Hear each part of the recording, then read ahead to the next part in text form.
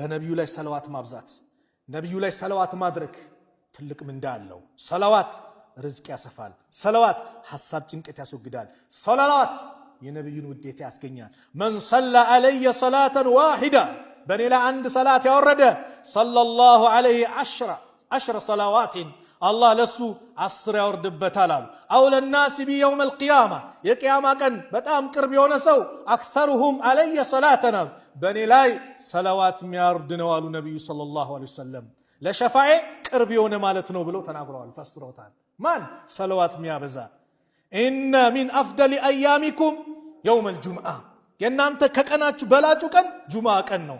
ፈአክሲሩ ዐለየ በኔ ላይ አብዙ ሚን ሰላቲ ፊሂ ሰላትን በኔ ላይ አብዙ ፈኢነ ሰላትኩም ማዕሩደቱን ዐለየ ወደ እኔ የእናንተ ሰለዋት ይቀረብልኛል ሲሉ ፈቃሉ ያ ረሱለላህ አንተ የአላህ ምልክተኛ ወይ ወከይፈ ቱዕረዱ ሰላቱና ዐለይከ ወቀድ አረምተ እንዴት የኛ ሰላት ባንተ ላይ ይቀርባል በእርግጥ አንተ አፈር ሆነህ ሳለ አሏቸው ሰሃቦች።